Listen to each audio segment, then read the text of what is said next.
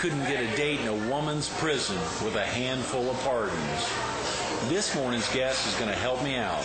Who is she? You'll meet her coming up next on Carolina People.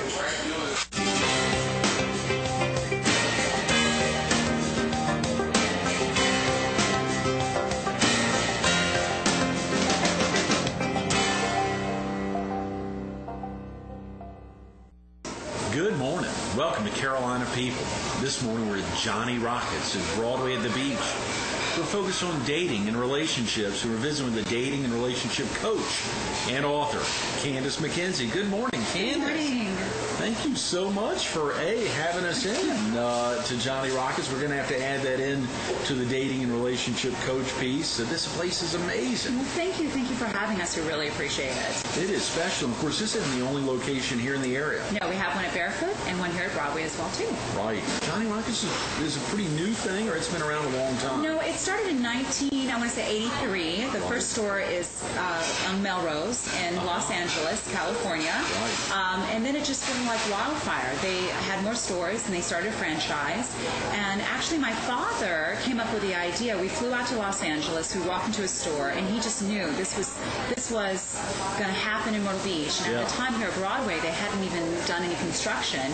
And he said, this is the place, Broadway the Beach, we're going to do a Johnny Rockets. And interestingly enough, I was the one who said, please, Dad, don't do this. I don't think it's going to work. It's going to be too much of a risk. It's a corporation. You're going to have to answer to somebody else. Right. He opened it and totally proved us wrong. And then decided, to break out and expand. And now we have one at Barefoot as well, too. Tremendous. So Broadway first, Barefoot second. Yes. Both of them work hand in hand. And oftentimes, I guess you probably share some staff. They go back and forth. Absolutely. We have an amazing director of operations, Adam Thornton, who really kind of keeps it together. Originally, I came in, my father came in, my mother, my brother. We did, 24/7 working it, and then we got a wonderful staff, so we're very blessed. A lot of great, talented kids that work here. Yeah, I can tell. And of course, it's 7 a.m., but still, it's nice that the folks let us, that you all let us in. It's really a treat. For Carolina People, absolutely, of course. Oh, good answer. Good answer. Why do you think, Candace, your dad wasn't made up for Johnny Rockets, so that would be a tough thing for him? My father is a very unique, creative, talented person, and he is his own man. And I think I was just a little concerned that, when you open up a franchise, you have to follow by rules and regulations of a corporation. Sure. My father makes his own rules sometimes. And that's good. It's a good thing. But it's just really just the relationship together with Johnny Rockets. They've been very good to us, and it's really just worked out well. It was a great decision on his part. So that's tremendous. Yeah. That's tremendous. What were y'all doing out in L.A. back then? Is that you've been out there a little while? Yes, I've been out there for a while. Well, originally we were looking at some different ideas. I graduated from ECU, and I wanted to go into theater arts. I wanted to do modeling and acting. It was either New York or Los Angeles, and the weather was very appealing to LA, obviously, than New York. Sure. And I'm fond of the beach. I grew up by the ocean. As a kid, I swam in the ocean, and I saw California. I loved it. We had the connection with Johnny Rockets, and there I ended up staying. Not only with the Johnny Rockets, I have an event planning company. So we do children's birthday parties, special corporate events, conventions. I have actors that work for me, actually. Is that right? And then, I saw some of them at your website, at magicalcelebrations.com. Yeah. A beautiful cadre of folks, and a lot of folks that work with you.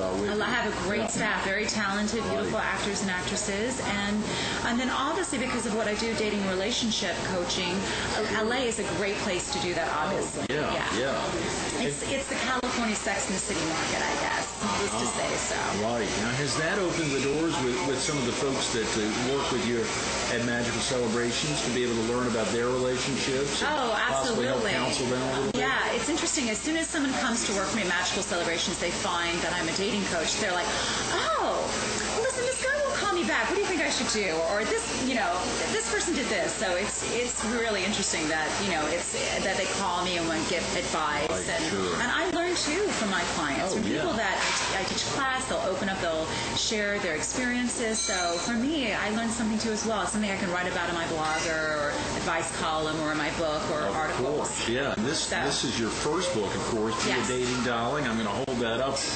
We haven't yet gotten into that, and we will, but I'm not sure folks can see that, but a tremendous shot there. Of course, this is your first, but one of many that are scheduled to come out. Yes, I'm doing a series. The second book is called Be a Dating Dude. Oh, yeah. And it's for guys. Aha. Because even though the book was originally meant for women, interesting enough, I have an amazing publicist. So I started to really break out and do national radio. A lot of people have heard me on Sirius Radio. Sure. Lectures at the Learning Annex or just through newspapers. All of a sudden I got a lot of men calling me. Really? And for probably multiple reasons. Multiple reasons, yes. But obviously, who better to get advice from than from a single female? Oh, yeah. And one who was a serial dater who really understands what it's like to be out in the market. So I thought, well, I'm going to write a book that's more appealing to men that has more of a male tone to it. So I decided to Be a Dating Dude. And then Betty Moses, through the Myrtle Beach Herald, came to interview me. Thank you very much. Yeah. And we had a wonderful idea to write a third book in the series called Senior and Sexy. Ooh, yeah. Because one can still be sexy and fabulous and wonderfully single at a certain age. I think age doesn't really matter. So I talked to Betty about possibly writing a book for older people, maybe people that have lost a spouse. Can you imagine being married, 30, 40, 50 years and losing your loved one and getting out of the market again? How scary could that possibly be? So it's just really, originally I just thought it was a life thing, a list that I wanted to write a book. I said, okay, I did it, and then here I am today. Now I'm considered a dating relationship coach. So. I love it. Now the book came out in the not too distant past. It's just been out at the end of July, beginning of August. Okay, yes. So about 9 months now, and of course you've had a heck of a lot of acclaim in a very short time. A lot of folks tracking you down. Well, I don't like to say acclaim, but I have a wonderful publicist, and so it's just things just sort of magically fell into my lap. So I'm very blessed and very thankful for that. So is it tough trying to get in the head of a guy to be able to write to Be a Dating Dude? I mean, that's no. Oh, too easy, maybe. It's not that it's so easy. I will say that guys like to be more anonymous. Girls, will talk about anything and everything, where guys definitely like to be hush-hush about it. They like to change their names or they like to say, this happened to a friend of mine kind of situation. Right, sure. But I really have had men who've really opened up and just expressed, all just an array of their problems. So I will not have a problem whatsoever writing the second book. I'm actually looking forward to it because it's going to be a lot of fun. Right. Yeah. What are some of those common problems that guys, of course, we want to highlight some of the issues for women, but what are some of the strains that really jump out that are most common in the guys? And this isn't just guys in L.A.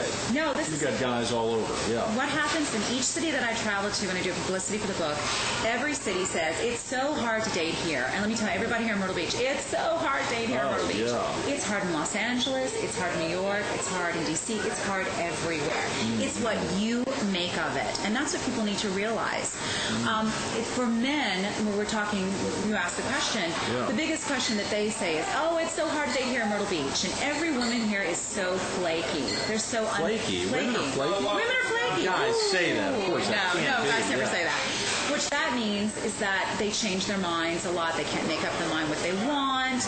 Maybe they're completely different than they were like the first month that they began to date them. Sure. Really what that's about is the man did not take the time to ask specific questions before the relationship got serious. Those specific questions are, which I like to call them. These two. Right. They're called the 6 dating Dahling questions. That's what I like to call them. What are your age deal breakers? Is that person close to your age? Religious deal breakers. Is religion an important part of your life? If you are a devout Catholic and that person is an Orthodox Jew, is it going to work out? And especially if children get in the mix. Really think about that. Location. And you say the piece about children getting in the mix, in what way? You mean if you start having children. Wants to raise a child, one of the partners wants to raise a child. Yes. What happens is that people don't think about religious beliefs least, if they get married, but then once children, then you start thinking, how do you want to raise the children? Well, I'm a Catholic and you're Jewish, so somehow, somewhere, you've got to find some middle ground. So think about that before. Location is an important question you want to think about. Yeah. It's really not a good idea to do long-distance dating if you're looking for something serious. It just isn't. There's sacrifices in the mix. It's not the best recipe for a successful relationship. I like to call them GUMs, geographically undesirable men. Definitely stay away from those faraway females. FOFs is what I call in the book. So, FOFs. Ooh, wow. Yes, and again, that's only if you're looking for a serious relationship. Definitely long distance is not good to go. Divorce. Make sure that person's divorced and not separated. This is a tough thing to tell people. Separation, especially here in North Carolina, South Carolina, I think it takes about a year for the divorce to go through. That seems to be a long time for a lot of people to wait. But I'm sorry. You need to lick your wounds. You need to do personal homework. You need to be by yourself and figure out what went wrong in the relationship before you get out there again. And as a single person, you should never go out with somebody who is separated and not divorced. Why? It's an emotional frying pan. Not only are you dealing with the litigations and all the stuff that's when divorced, you're dealing with the ex and possibly custody of children. It's just not a smart idea. Wait to go out with someone who is absolutely positively divorced. If somebody has a ready-made family, think about that too. Maybe somebody already has a child or children. Are you okay to embrace that? Also, another important question is kids. Do you want kids? Do you not want kids? Don't talk about that after you get into a relationship. So again, just to wrap all that up, think about all those questions. Ask those questions in a first or second date. Really? Make sure, first or second absolutely. date? Wow. If you're looking for some serious heady stuff there in early dating. It can be, right. But why waste your time? Wouldn't you rather be done with it and know that this person's the right person or not right person for you and move on to somebody else?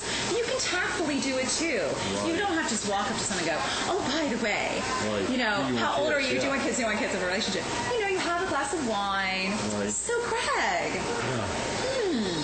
nice. would you like to have any kids? Wow.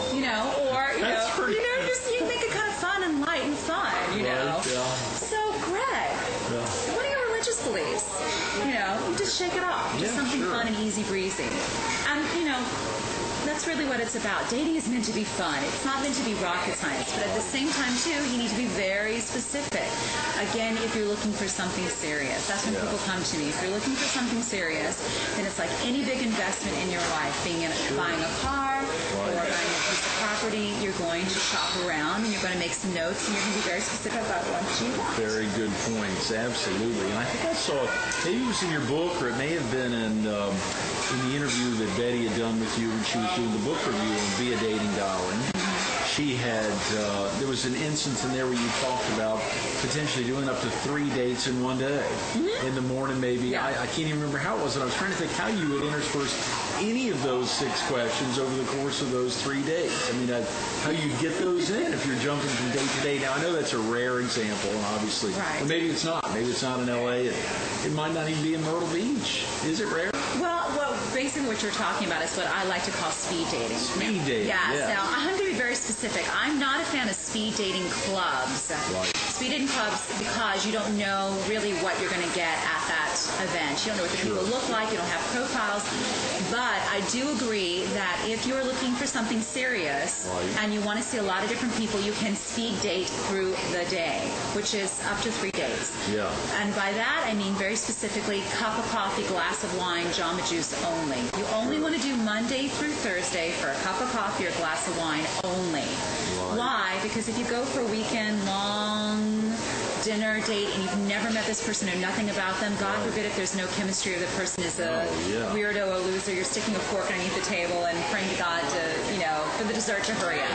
Right. So again, talking about the speed dating, you can take somebody in the morning for Starbucks. Quickly just see if there's chemistry, if there's a little connection. You can maybe ask 2 or 3 questions. Then the second date, get the rest of the 3 questions asked. The more toughy questions, the religious questions, or the kick questions. The second date for speed dating, you can do a Jamba Juice or a juice club or, just maybe meet for a croissant or something like that. Make it really easy breezy. The third date, glass of wine someplace. I love Collectors, Liberty, City Bar is great. Right. So that's what I talk about speed dating. That's good.